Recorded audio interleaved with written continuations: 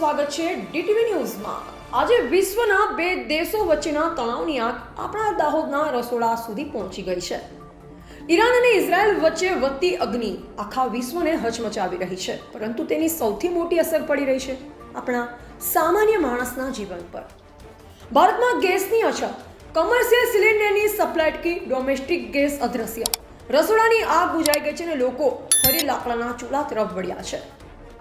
દાહોદમાં તો સ્થિતિ વધુ વિકટ છે। લોકો સવારથી જ ગેસની લાઇનમાં ઊભા, ક્યાંક પડાપડી પણ થઈ રહી છે।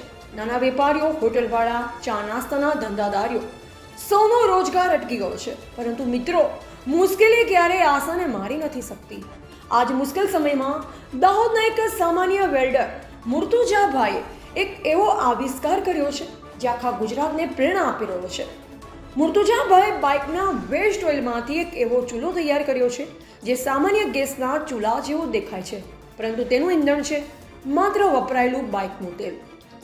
આ ચૂલામાં ખાસ મિની બ્લોવર લગાવેલ છે, જેનાથી તમે ફ્લેમને જરૂર મુજબ ઓછી વધારે કરી શકો છો। રસોઈનું તાપમાન એકદમ કંટ્રોલમાં, ભાત, રોટલી, શાક, દાળ બધું જ સરળતાથી બને છે।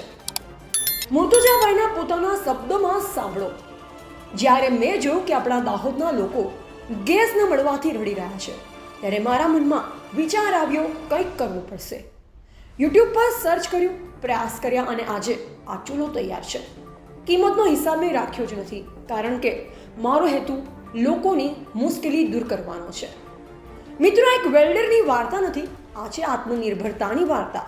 આ છે એ વાર્તા જે કહે છે કે મુશ્કેલી કોઈ સમસ્યા નથી, તે તક છે। જ્યારે વિશ્વયુદ્ધની આગમાં સળગી રહ્યું છે, ત્યારે દાહોદનો એક સામાન્ય માણસને નવી આગ જલાવી છે, આશાની આગ। સ્થાનિક લોકો આવિષ્કારને વખાણી રહ્યા છે।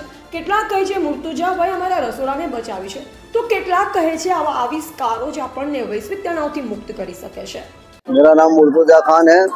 मैं दाहोद गुजरात से हूँ और ये अभी जो युद्ध चल रहा है ईरान और इजराइल का, इसके लिए जो गैस के बोतलों की भारी किल्लत हो रही है लोगों को, आम इंसान को, इसलिए मैंने यूट्यूब पर सर्च मारा। सर्च मारने के बाद मुझे एक भट्टी का आविष्कार दिखा और वो भट्टी को मैंने बनाने की कोशिश करी। और आम इंसान को गैस की बोतलों की बहुत ही किल्लत हो रही है, इसलिए मैंने ये भट्टी का प्रोसेस करा है। ये कैसे चलती है, इसकी प्रोसेस क्या है? इसकी प्रोसेस ये है कि इसमें एक पाइप के जरिए ब्लोवर फिट करा है, वो ब्लोवर के जरिए हवा फेंकता है और ये ऑयल से चलती है। ऑयल मतलब कैसा ऑयल? ये वो जूना गाड़ी का जो ऑयल निकलता है वो ऑयल, वेस्ट ऑयल। अच्छा, इसका कोई साइड इफेक्ट? इसका कोई साइड इफेक्ट नहीं, कोई खतरा नहीं है किसी को।